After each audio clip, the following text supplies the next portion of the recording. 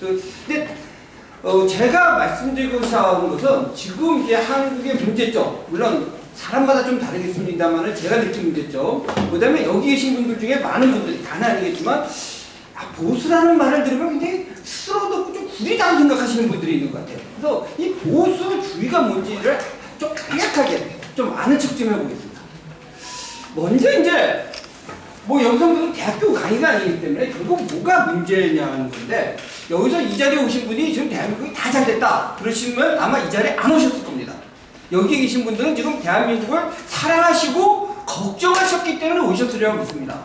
그러면 지금 위기가 왜 위기냐? 제가 처음에 써놨지만 이 중국 세력들의 뛰어난 기획 능력, 그리고 이런 조직력, 맞습니다. 이거 틀린 건 아니에요. 근데 이것 때문만인가? 그 다음에 두 번째, 여기서 또 다 동의하실지 안 하실지 모르지만 뭐 소주라도 한잔하면은 국민의힘 뭐 이 무능한 놈들 그래도 비판을 많이 하실 겁니다. 참 보면 진짜 한심한 게 많아요. 그러면 이 보수 정당의 무능 때문만인가? 근데 이것도 생각을 해보셔야 돼요. 그 보수 정당이 무능한 이유는 어디 있는가? 누가 찍어주느냐? 뭐 이 문제를 생각해 봐야 되는데요. 저는 이 앞에 두 개가 틀렸다는 게 아니라 이 앞에 두 개의 근원은 뭐냐면 이념적 문화적 헤게모니 싸움에서 밀렸기 때문이다 라고 생각합니다. 여기 계신 분들은 안 그런 것 같은데 라고 생각하실지 모르는데요. 제가 이제 저 이념적 문화적 헤게모니에서 밀렸다는 거는 주로 세대가 지금으로 치면 40대에서 50대 한 중후반까지. 아마 여론조사 보면은 믿기 어려운 결과들, 이거 조작이다라고 아마 믿으실 텐데, 40대, 50대 초반들의 여론조사나 아마 여러분들이 들으면 아마 놀라실 것들이 많을 겁니다. 이들이 왜 이렇게 됐는가? 바로 이 문제를 좀 살펴보겠습니다. 자, 이 얘기를 하기 전에 제가 이제 국제시장 영화 얘기, 제가 말주변이 좀 어떻게 보면 없는데 같이 재밌는 얘기부터 한번 해보겠습니다. 이 영화 다 보셨죠? 네. 안 보셨어도 대충 스토리는 알고 계시죠? 참 이 영화 보면 눈물 없이는 볼 수 없는 영화입니다. 뭐 가상의 인물이지만 사실 그 시대를 살아간 사람들의 여러 인물상을 한 사람한테 농축시킬 겁니다. 사실 실화보다 더 생생합니다. 그 주인공 훌륭한 분입니까 아닙니까? 훌륭한 분이에요. 꼭 이수진 장군만이 훌륭한 분 아니죠. 참 그 무에서 유를 만들어내는 진짜 기적을 창출한 분입니다. 진짜 보면 진짜 온갖 고생을 다 하고, 그래서 바로 그 대한민국을 만드는 그 세대를 대변합니다. 위대한 진짜 영리자 기적을 만든 분이에요. 근데 여기까지만 대충 보시는데 저는 좀 다른 각도에서 얘기를 하려고 합니다. 그런 생각을 하셨는지 모르는데 거의 맨 마지막 장면 한번 생각해 보세요. 이 주인공이 뭐하죠? 베란다에 나갑니다. 잘 살았죠. 근데 그 가족들 보면요 다 행복해졌어요. 물론 세상에 인간의 욕심은 끝이 없어요. 그렇지만 그 유교니 이런 거에 비해 다 경제적으로 부해졌고 자기 아들들 다 대학 보내고 손자 손녀 다 행복해요. 근데 손자 손녀는커녕 아들 딸들도 이 주인공 이해합니까? 이해하지 못합니까? 이해 못해요.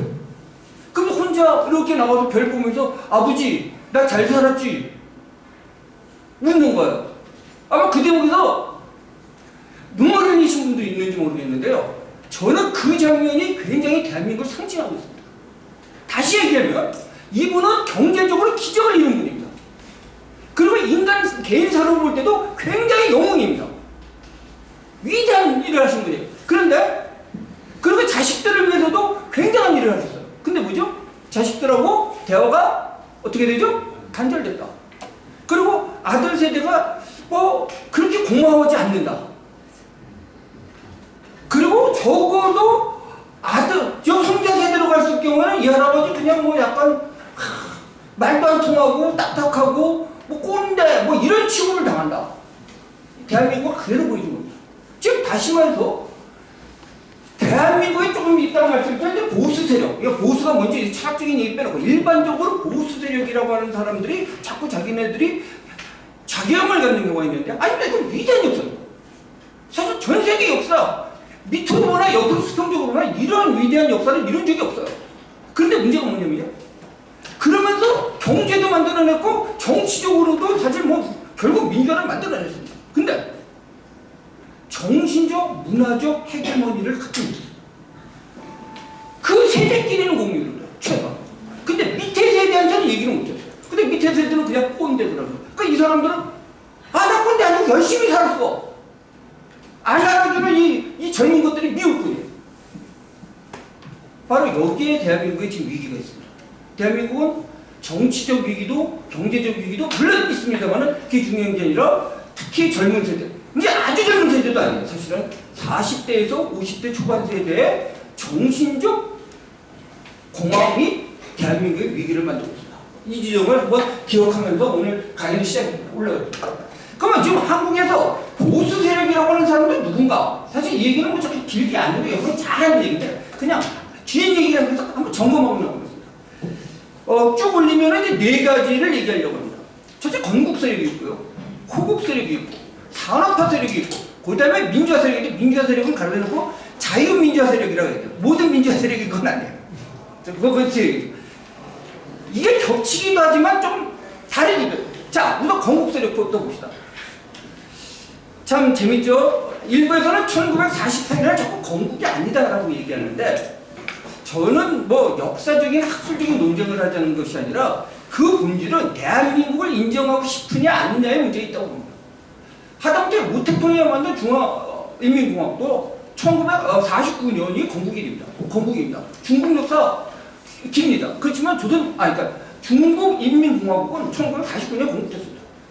우리의 전사가 되는 역사는 굉장히 길지만 대한민국은 1948년에 건국됐습니다. 자, 이 건국 세력의 중심은 누굴까요? 사실 이제 우리가 이제 조선이 망하면서 여러 가지 대형 세력이 나타나서 위정척사도 나오고, 그 다음에 개화파 중에 김옥균 같은 친일 개화파도 나오고, 그 다음에 이승만 서재필로 대변한 친미 개화파인데 사실 건국 세력의 이념적인 중심이 된 세력은 뭐 친미라서 제가 욕하려고 하는 거 아닙니다. 그러니까 친미적 경향의 개화 세력이 이들이 독립문을 만들고 만민공동회를 만들고 독립협회를 만들었어요. 그리고 이들의 공화주의적 이념으로 통해서 바로 3.1운동이 되고 불과 조선이 대한제국이 망한 지 10년도 안 돼서 임시정부를 만들면서 민주공화국을 하게 됩니다. 그래서 그 민주공화국의 이념을 갖다가 1948년에 실현합니다. 사실 근데 약간의 논란이 있지만 이러한 선각자들은 어떻게 보면 소수였는지도 모릅니다. 그 당시에 한국민들이 정확하게 이 공화국이 뭔지 자유민주주의가 뭔지를 알고 있었느냐에 대해서 좀 자신이 없는 데도 있습니다. 그리고 또 하나 이제 건국세의 중심이 된 거는 이것도 논란이 있지만 국내파 중에서 이 지주 중에서 굉장히 근대화된 지주분들, 대표적인 게 송진우, 김성수, 뭐 장덕수 이런 분들이 바로 이승만과 연합을 해서 이제 대한민국을 건국합니다. 그리고 이제 또 북한에서 온 많은 기독교인들 뭐 이런 것도 뭐 제가 길게 얘기하려고 하는 건 아닙니다. 그런데 여기서 제가 강조하고 싶은 건요, 마치 이런 분들이 있어요. 대한민국이 건국되고 산업화한다면 그대로 민주화됐다. 짧은 시간 내에 일일이 논쟁할 수 없지만 대한민국은 애초에 자유민주주의 공화국으로 건국된 나라라는 뜻입니다. 물론 그 당시 불안한 게 있었어요. 완전한 자유민주주의 하기에 부족한 게 너무 많았어요. 그래서 물질적 토대가 없었어요. 솔직히 자유민주주의 하려면요, 좀 먹고 살아야 됩니다. 큰 부자는 아니더라도 제가 굶어 죽지는 않아야지 자유민주주의 하지. 굶어 죽는 마당에 뭐 자유민주주의고 개나 바리고가 뭐가 중요합니까? 제가 편히 거쳤습니까? 아니, 딱 적절해. 그 다음에 이제 국민 의식 수준도 마찬가지. 사실 우리가 언제 자유를 해보고 언제 민주주의를 해봤습니까? 사실 자유라는 말 자체가 이런 말하면 굉장히 민족주의 성향이 강한 분들은 저를 비판하는데 이건 한국말에 없던 말입니다. 사실 일본말에도 없던 말이고 중국말에도 없던 말이에요. 이거 일본 사람들이 영어의 리벌트를 갖다가 자유, 걔네들 발음은 지우일 거예요. 그러니까 한자로 그렇게 써갖고 우리는 자유라고 하고 걔네 지우라고 읽는 거예요. 그런 단어조차도 없던 문화 속에서 자유민주주의를 만든다는 건 굉장히 험난해요. 그렇지만 애초에 자유민주주의를 만들었다는 거는 깐난애기가 두 발 걷습니까? 네 발 걷습니까? 며칠 걷지도 못합니다. 그래서 누워있어요. 이게 몸 뒤척이기만 해도 막 부모들 좋아해요. 며칠 뒤에. 그렇지만 이 사람입니까? 아닙니까? 사람이에요. 즉 다시 말해서 그 당시 이승만 정권 초창기에 우리가 자유민주주의적 완성된 어른은 아니에요. 지금 자유민주주의를 태어났다. 아직은 걷지 못하지만 아직은 네 발로 엉금엉금하죠. 곧 일어나서 서서 걸어갈 자유민주주의로 만들어진 거지 딴 걸로 만들어졌다 나중에 변형된 건 아니라는 얘기입니다. 자, 그리고 이제 호국 세력에 대해서 생각을 해봐야 되는데 이제 온 국민이 호국 세력이죠. 온 국민이 호국 세력인 건 맞습니다. 근데 온 국민이 건국 세력이죠. 그렇지만 어느 집단의 리더 그룹이 있죠. 호국 세력의 가장 리더 그룹은 뭐니 해도 우선은 군인들입니다. 여러 학도명으로 출전하신 분도 있고 그러지만 그래서 또 누구는 막 욕을 해요. 한국군 장교들 보면 다 뭐 일본군 내지는 만군 장교 출신이다. 근데 이것도 얘기하려면 굉장히 길어지는데요. 당시 한국군의 중심이 됐던 그 만군 출신이나 일본군 출신 계급들이 뭐였죠? 물론 그 당시에 조선인 출신의 홍사중인가요? 그런 중将출신도 있지만 이런 사람도 국군 참에 참여 안 했습니다. 제일 높은 계급 참여한 게 최병덕 장군. 그 당시에 일본군 소지하던 사람이 최고로 높은 사람 참가했고요. 물론 이제 나중에 일본군 대좌 출신이 이제 오고 그런 거 있는데 그 유교가 발발하면서 나는 거고 건국을 하고 검군을 할 때 최고 계급은 소령 정도고 그것도 극히 드문 거고 대부분이 소위중이 됩니다. 사실 박헌영이 쓴 8월 태제만 보더라도요. 당시 일본군이나 만주군 장교 출신들을 공산당에서도 우대에 있음을 알 수 있습니다. 실제로 얼마 전에 4.3 갖고 또 말씀했는데요. 4.3을 주동했던 제주도 4.3을 주동했던 김달성 무슨 출신이죠? 일본군 장교 출신입니다. 그 다음 4.3 이끈 주력들 일본군 장교 출신들 많아요. 사실 그 당시 소인화중이요. 뭐 그분들을 폄하하려는 게 아니라 그냥 북한 거라습니다. 군대 만들어야 돼. 군대 해본 사람이 필요한 거죠. 그리고 그럼 북한도 마찬가지예요. 근데 이 사람들이 굉장히 폄하를 하는데 이들이 어쨌든 간에 대한민국을 수호합니다. 그리고 전 국민이 대한민국 수호 세력이 됩니다. 사실 이제 우리가 왜 반공으로 부정하게 되냐. 그래서 요즘에 특히 우익이라는 분들도 특히 젊은 세대에서 반공을 왜 낡은 얘기하느냐 그러는데요. 보수주의든 우익이든 핵심은 반공입니다. 사실. 어느 날. 사실 굉장히 서양 정치 철학에 해당되는 그 자유민주주의 이론이라든지 공화주의 이론, 그거 솔직히 말해서 잘못 읽으면 뭐래 쥐납니다. 전공자 아닙니다. 그 당시에 1948년에 전 국민 그거 교육시킬 수 없었어요. 그런데 이게 왜 일어납니까? 누구는 내전이라고 주장을 하는데요. 내전의 논리라고 해서 브룽스 커밍스라는 인간에 의해서 이제 한국의 소위 말 좌파 학문이 됐는데 그 논리는 그거예요. 여러분들 북침 남침 중요하지 않다. 그냥 남쪽에서 내전이 일어났다가 그냥 확대된 게 6.25 전쟁이다. 이게 이제 요즘에 좌파들 얘기예요.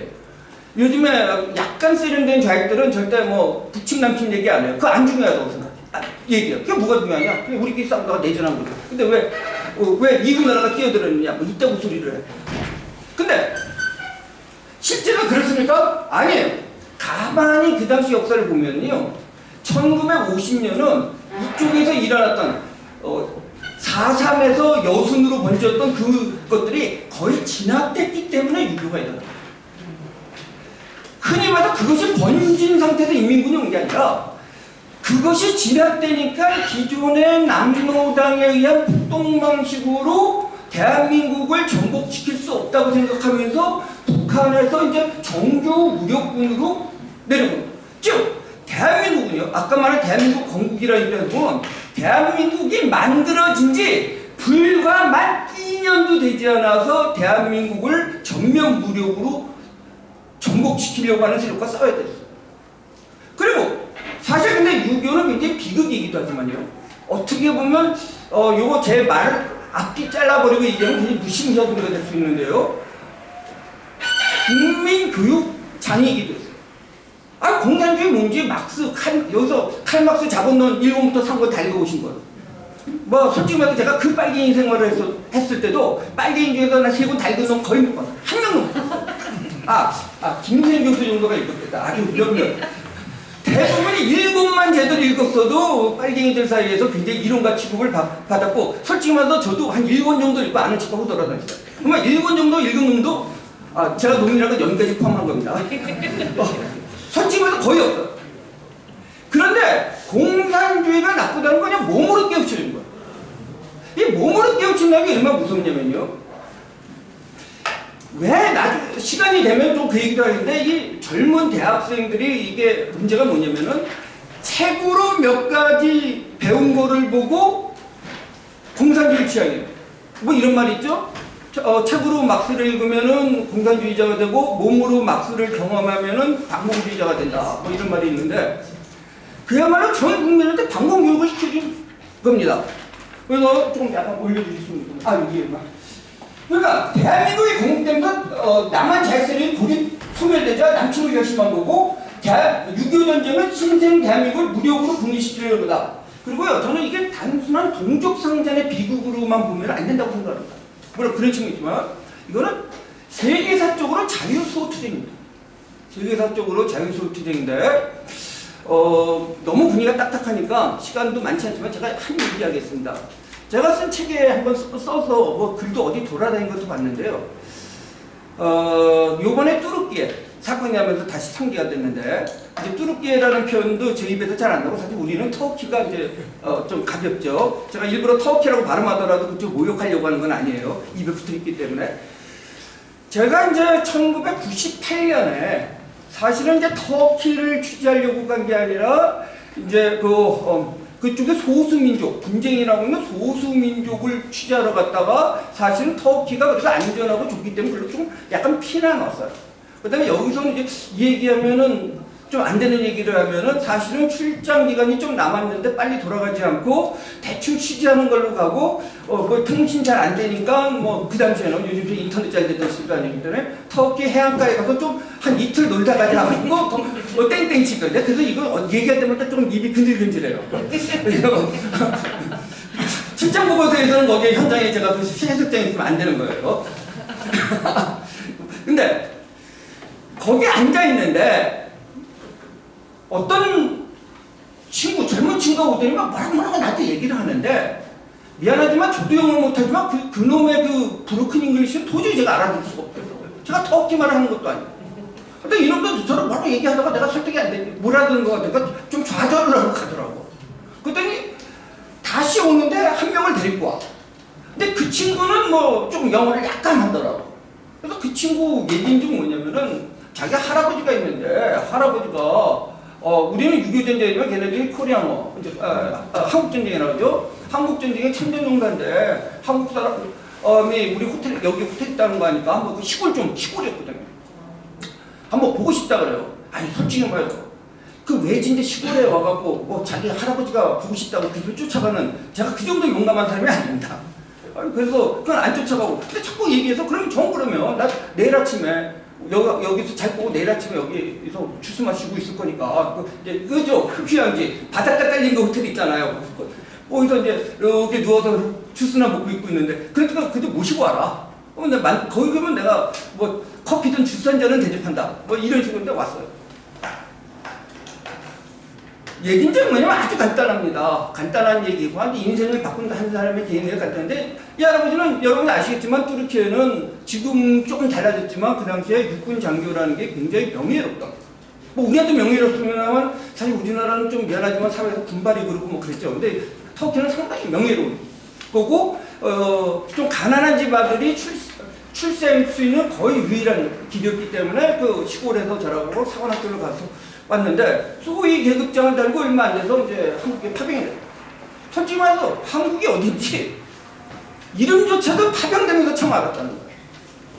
그래서 이제 부산 항구에 떨어진 다음에 부산에서 기차를 타고 이렇게 올라왔는데 그때가 언제냐면 이제 51년이니까 이제 이미 터키 선발대는 저 청천가까지 올라갔던 거고 이제 후발대로 들어간 거예요.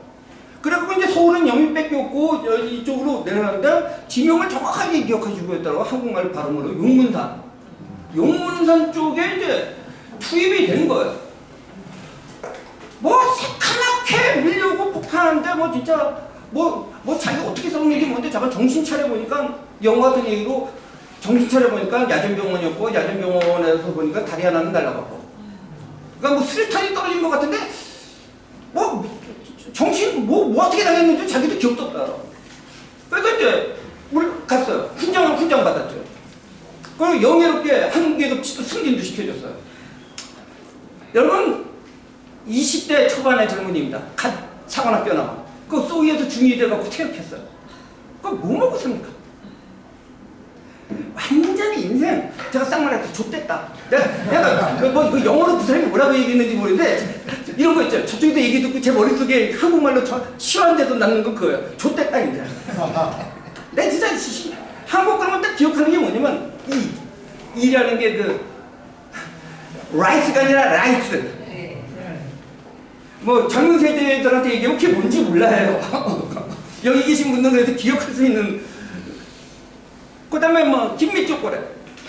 우리가 터키 우리 이제 가난하게 보지만 터키 병사만 가도 우리는 부자 나라였습니다. 내가 왜 저기 가갖고 저지랄을 했을까? 사실 그때 지원을 했대요.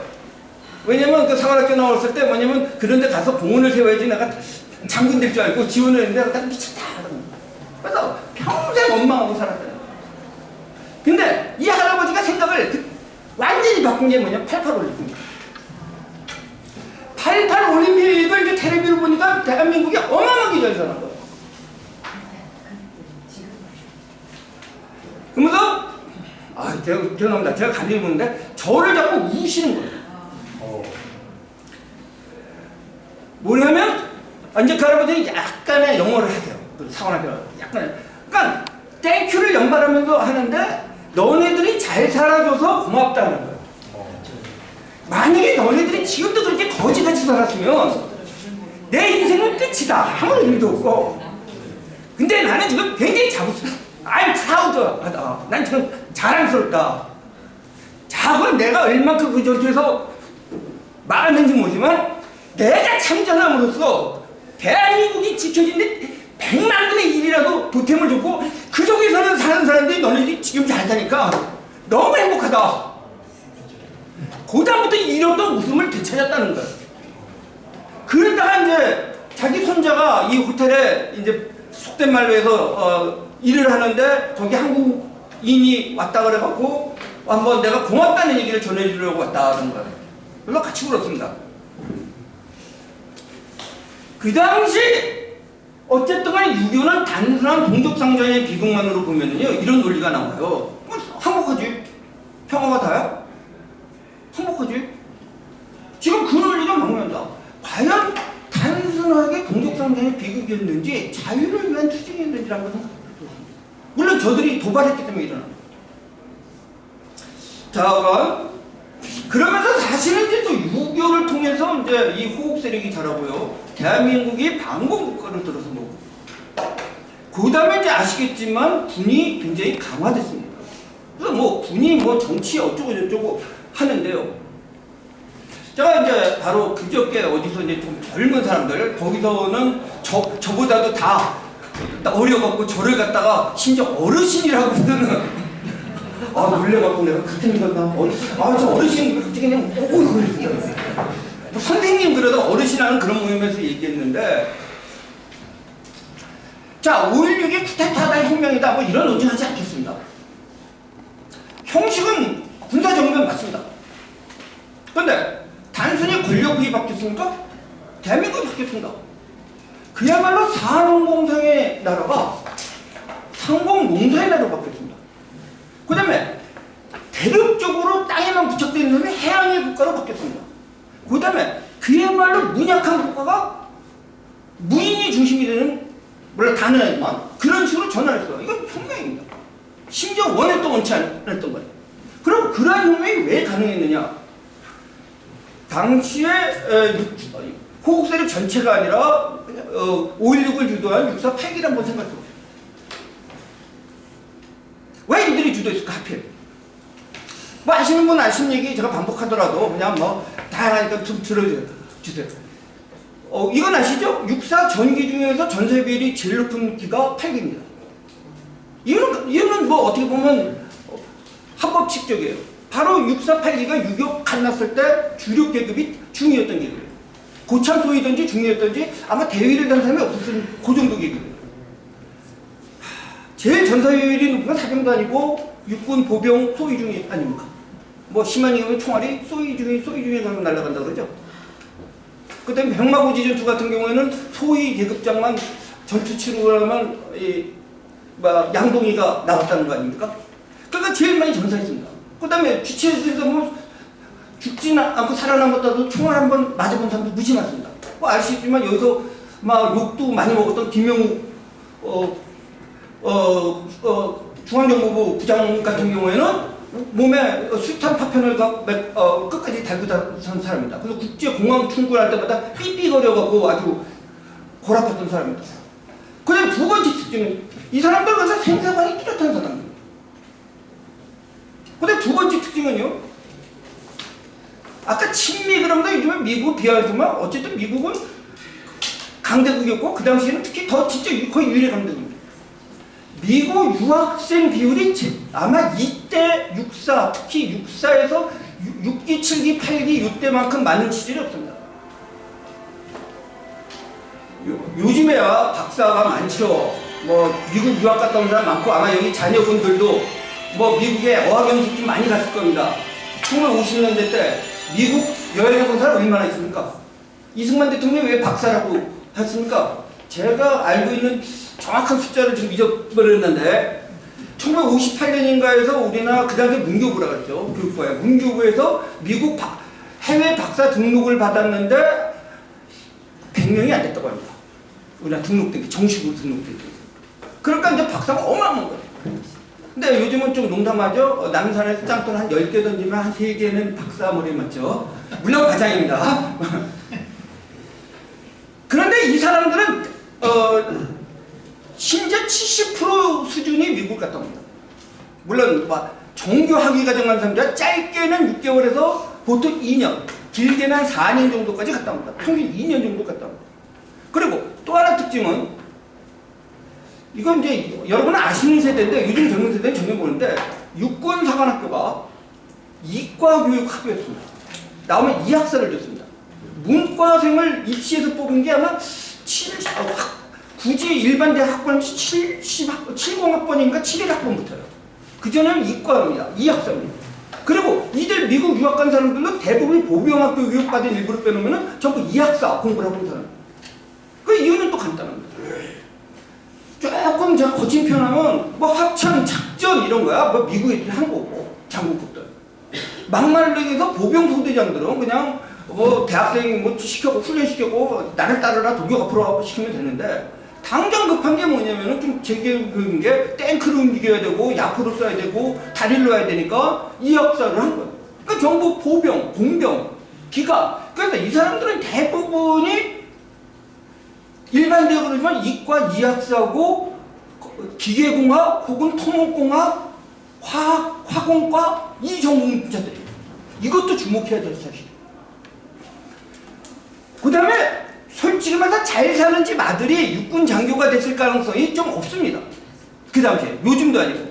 사실 6사 8기를 보면은 세 끼를 먹고 자란 집에서 태어난 거는 누구 말대로 들으면 김종필이 한 명밖에 없었다는 얘기까지 있어요. 뭐 또 있었는지 몰라도 뭐 육사 동기들이 그 얘기를 하더라고요. 김종필이 쟤나 그 세 끼 흰쌀밥 먹고 자란 천연이다라는 얘기를 할 정도예요. 그러니까 솔직히 말해서 왜 일제시대 때 망군 갑니까? 양반집 아들 친일파로? 양반집 아들 친일파면요 거의 안 갑니다. 딴 걸로 가지. 왜 경성제대 나오면은 친일파고 친일파가 아니고 고명한 학자고 일본 육군사관학교 나오면 친일파입니까? 솔직히 말해서 못 먹고 못 사는데 나는 이대로 살기 싫은 사람들이 뭐 그렇다고 만들어서 독립운동할 생각을 좀 못했고 그 사람들이 그냥 끝까지 하고 싶어도 간 겁니다. 좀 심하게 얘기해요. 그 사람들이 이제 겨우 20대 초중반 때 유교를 겪은 겁니다. 무수히 많은 사람을 죽은 걸 봤어요. 그래서 살아남은 거예요. 그러고 나서 미국에서 처음으로 영어를 배우면서 그전에 뭐 영어 군사학교 같은 데 배워서 영어를 배우고 그 다음에 기계를 배운 거예요. 그분들하고 제가 옛날에 인터뷰한 거 보면 이게 미국 가서 제일 놀란 게 뭐예요? 그러면 우리는 뭐 자유의 신성 이게 이제 저 같은 나중에 이제 80년대에 몸을 얘기고 슈퍼마켓. 아니 무슨 포병학교에 집어넣고 맨날 외출도 못하고 있는 거예요. 외출할 일이 뭐가 있나? 갈 데도 없고 뭐 영어도 딸리고 돈도 없고 일단. 그러니까 맨날 계속 숙소에만 처박혀 있으니까 미국 당국이 거꾸로 얘네들 안 되겠다 그러고 돈을 좀 나눠주고 매주 $50 줬다가 나중에 $100까지 줬다는데 $100면 그 다음에 좀 컸다고 해요. 그걸 주면서 그냥 나가서 또 놀다 오려고 토요일날 미국 사람. 토요일날 나가니까 갈 데가 있나? 뭐 갈 데가 있거든 100불 이거 야 이거 집에 갖고 가야지. 이걸 어떻게 했어? 살이 떨리는 얘기지. 그나마 가서 이제 슈퍼마켓을 들어갔다. 아마 그 슈퍼마켓이 우리나라 요즘 동네 슈퍼마켓은 못했을 거예요. 지금 여기서 말하는 슈퍼마켓은 뉴욕이나 있는 슈퍼마켓이 아니에요. 그 군사학교에 있는데 슈퍼마켓이야. 와, 정말 미국 잘 사네. 내가 농담 같은 얘기, 근데 이건 내가 들은 얘기입니다. 그래서 뭐 그래도 뭐 하나 사야지. 근데 뭘 사지? 뭐 새끼 밥 다 주고 딱 돌아왔는데 이렇게 통조림이 이렇게 있는데 걔가 이러고 있더라고요. 이야, 확실히 미국은 다양하구나. 미국은 다양하니까 미국 놈 중에서도 개고기 먹는 놈들이 있구나. 야, 이거 딱 보니까 값도 싸더래. 이게 그 당시로 $1가 아니었대요. 그 당시 불가다니까. 그래서 이거 하나 사자. 그랬는데 이제 돈을 내미니까 알다시피 그 $1도 안 되는 걸 갖다가 현찰 넣으니까 이제 정원이 튀어나오고 별들 다. 그래서 기분 다르게 났거든요. 저동주가. 그래서 그걸 사갖고 와서 깡통을 깠는데 야, 미국 개는 좀 맛이 이상하다. 그러면서 먹다가 챙겨서 놨다는 거예요. 놨더니 일부러 이제 기숙사 방을 한국인끼리 못 쓰게 했대요. 영어를 빨리 늘게 하라고. 일부러 꼭 미국하고 같이 그 당시에는 했대요. 그 바람에 영어들을 좀 빨리 배웠대요. 그 같이 동료 있던 놈이 밖에 나갔다가 들어오더니 막 깡통 건데 아니 어떤 새끼가 개를 길러? 여기 개 기르는 거 금지인데? 그때서 깨달았대요. 근데 정말 본인은 상상을 못했대요. 개밥을 통조림에 만들어서 슈퍼마켓에서 판다? 물론 1950년대 얘기입니다, 이게요. 야, 그러니까 이 얘기라는 거 왜 이렇게 친밀투가 됐느냐? 솔직히 미국 승배했다. 그냥 미국처럼 살았으면 좋겠다고 생각했다. 근데 사실 요즘에 대한민국 이미 미국만큼 씁니다. 뭐 사람마다 되면 지금 대한민국 수도 서울에 사는 사람 미국 시골 사람보다 잘 삽니다. 제가 알기로. 근데 그러고 돌아온 거예요. 근데 6.48기가 세 번째 이유가 있습니다. 혁명을 하고. 결국 여기다 부대다. 진급해야 되는 거예요. 알다시피 6사 1기부터 12라는 게 뭐 지금 정규 과정이 아니에요. 몇 개월 과정이에요. 그러니까 6사 5기가 8기보다 꼭 나이가 많지가 않아. 그리고 이 사람들이 앞에서 장군이 됐을 때 나이들이 30대 초반이에요. 31에 장군 달아놓고 이거 정년퇴직하려면 몇 년 기다려야 돼요. 이 똥차들이 그러니까 그 다음 이런 말은 또 6사 5기 이런 분들이 싫어하는데 6사 5기는요 6.25 거치고 살아남았으면 웬만하면 다 별 달았어요.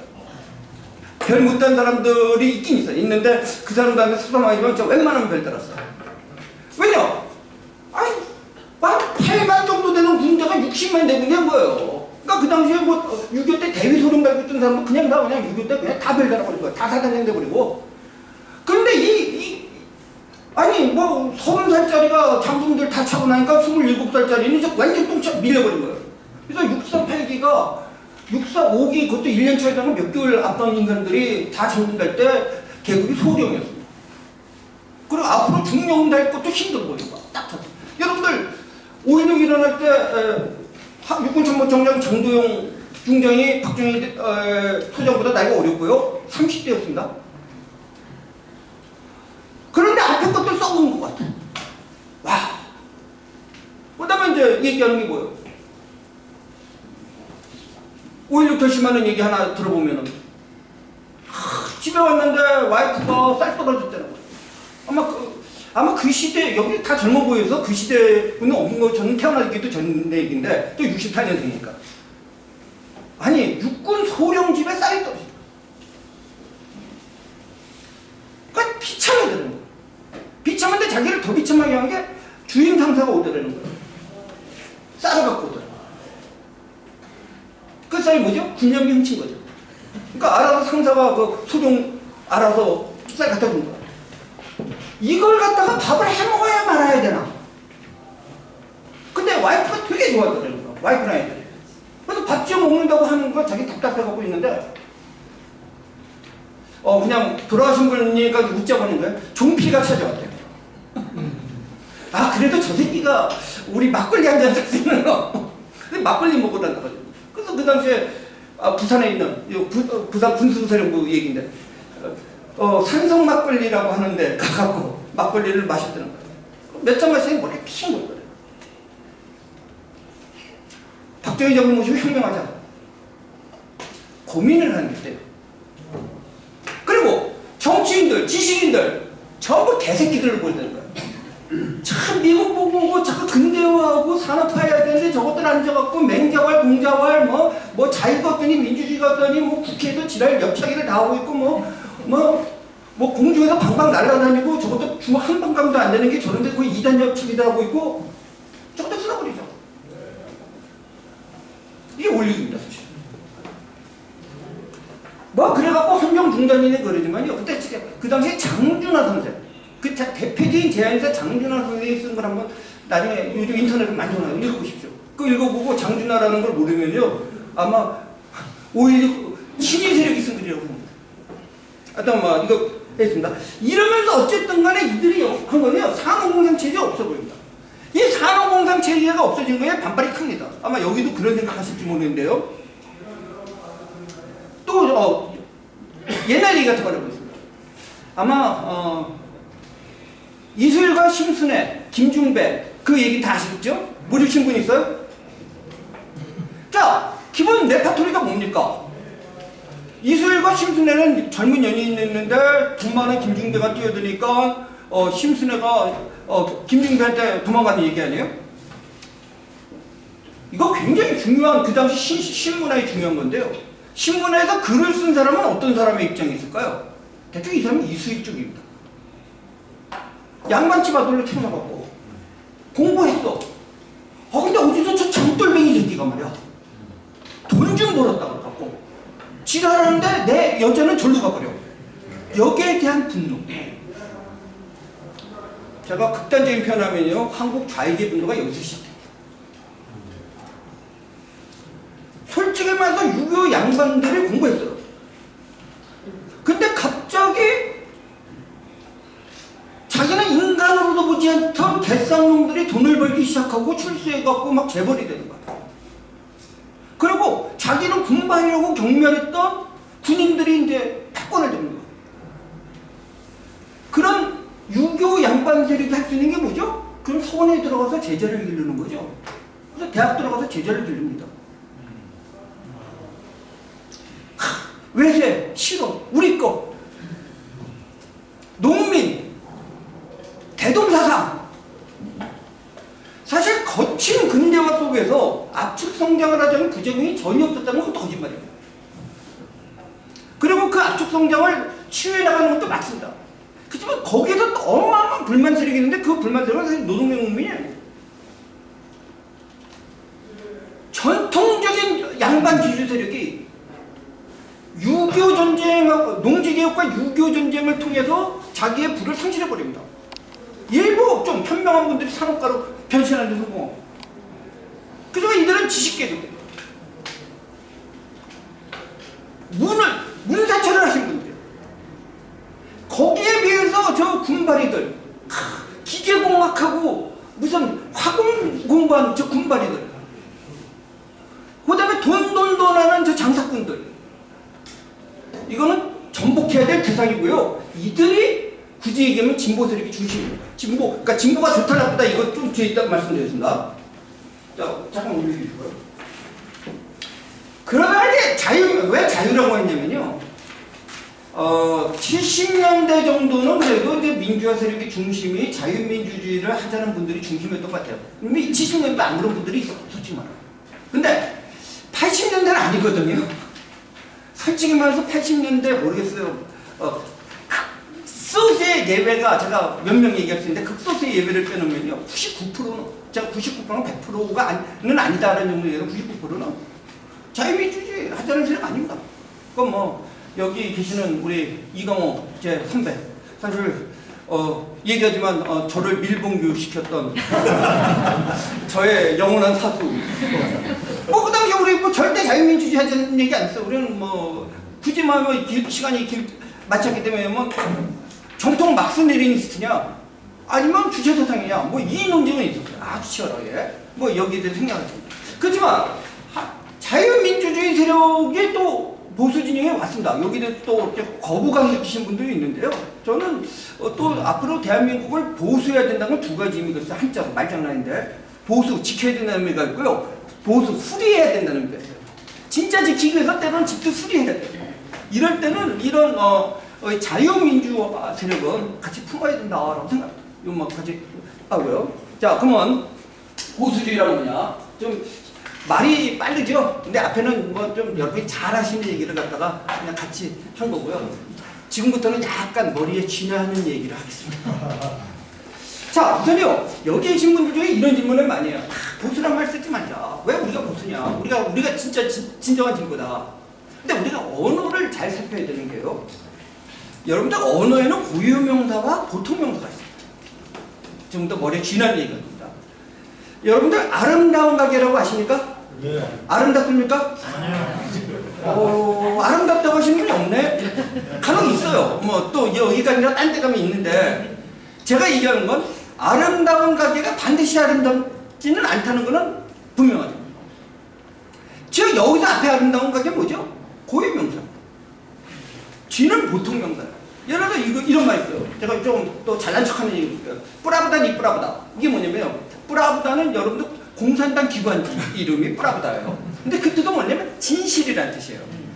러시아면은 비동사가 없습니다. 그러니까 니 그러면 not이에요.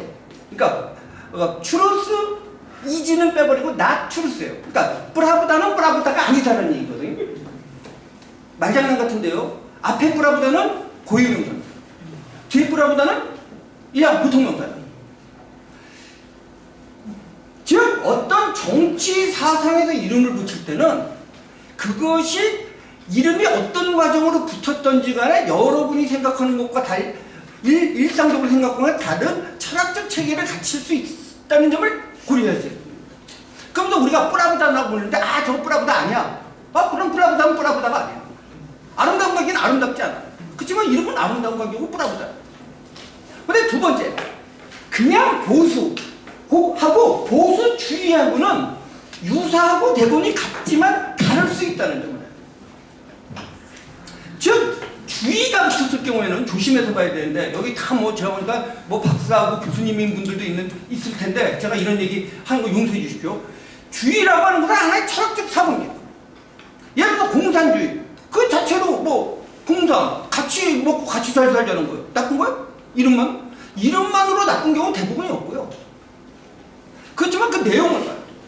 그 다음에 이름이 나쁜 경우도 있어요. 이름이 나쁜데 진짜 좋은 것도 있어요. 뭐 그것도 같이 판다는 예를 들어 프로테스탄트라고 하잖아. 개신교. 그 무슨 뜻이에요? 저항하는 자, 반항하는 자라는 뜻이에요. 그 원래 캐톨릭 쪽에는 욕하려고 썼는데 그냥 굳어져서 자기는 프로테스탄트 되는 거예요. 그래서 고유명사가 어떻게 붙여졌는지는 좀 다양해요. 예를 들어 여러분들 실용 좋습니다. 암만 교조적인 사람이라도 실용이 좋냐 싫냐면 실용 좋다고 해요. 근데 실용주의가 좋은 거예요? 그건 좀 다른 문제예요. 우리가 일방적으로 실용주의가 아니라 존주의라고 하는 미국의 교육 철학자가 했다는 프라그마티즘이 좋은 거냐 나쁜 거냐 굉장히 달라요. 다양하게 달라요. 즉 다시 말해서 어떤 주의가 붙는 건 조심하게 봐야 된다는 거를 해요. 그러면 이제 보수주의가 뭔가? 여기서 이제 제가 양해의 말씀을 구하고 싶은 거는 자꾸 이 말씀이에요. 한국하고는 다르지 않느냐. 맞습니다. 근데 우선은 한국 얘기를 하기에 앞서서 우리가 갖고 있는 거의 모든 정치 용어라든지 체제 용어는 서구 용어입니다. 이 서구 용어가 뭘 의미하는지를 알고 그게 한국에 맞는지 안 맞는지는 좀 차후에 눈이 있습니다. 여기서 이제 보수주의, 컨설버티즘이라고 하는 것은요. 굳이 말하자면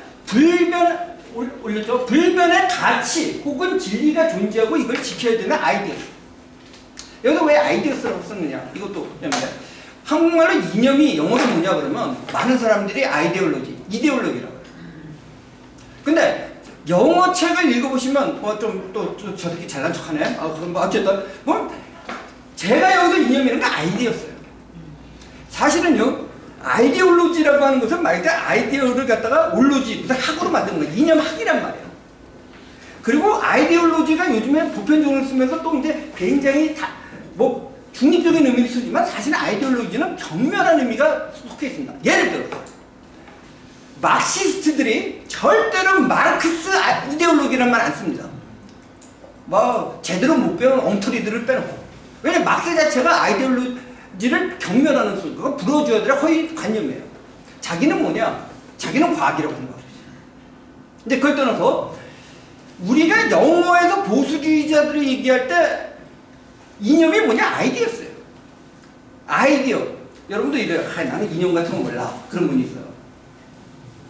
이념, 아주 정교한 치밀한 철학적, 과학적 이념이 없는 분들은 대다수지만 진짜 아이디어스가 없는 분이 있나? 없어요. 만약에 진짜 아이디어스가 없다 그러면 뭐죠? 골빈 놈이라고 해요. 그걸 골빈 놈이라고 해요. 그 아이디어스가 굉장히 정교하냐 치밀하냐 이제 누군지 아이디어스가 있고 사물을 그 아이디어스를 통해서 들여다보게 됩니다. 사실 저는 이념이라고 번역하고 싶은데 이념은 자꾸 한국 사람들 머릿속에 아이디어스보다는 이데올로기가 떠오르기 때문에. 그러면 우리가 이제 한국에서 보수주의라는 말과 그러니까 영어에서 컨서버티즘이라는 것과 굉장히 혼돈하는 게 전통주의, 영어로 트레디셔널리즘이라고 불리는 거예요. 과거의 것을 지키잖아요. 이게 합치될 때도 많아요. 근데 반드시 합치되는 건 아니에요. 만약에 한국에서 트레디셔널리스트가 있다면은 그게 있는지 없는지 뭐 어떤 건지 뭐 좀 있다면은 대부분 유학자일 겁니다. 상강오륜 지키라고 그러고 제사 지키자고. 근데 그분들은 경멸하자는 얘기 아니에요. 근데 한국에서 지금 근대화 세력이 아까 말한 군사혁명을 한 사람들이 그러냐? 아니에요. 이승만으로 생각하면 건국 세력 아니에요. 근데 중요한 거는 이제 나중에 좀 우리나라는 이제 워낙 진보라는 게 엉터리도 또 진보들이 많지만 진보랑 가장 다른 건 진보는 영구한 불변의 가치가 없다는 거예요. 우리는 일단 이제 거기에 뭐냐는 문제인데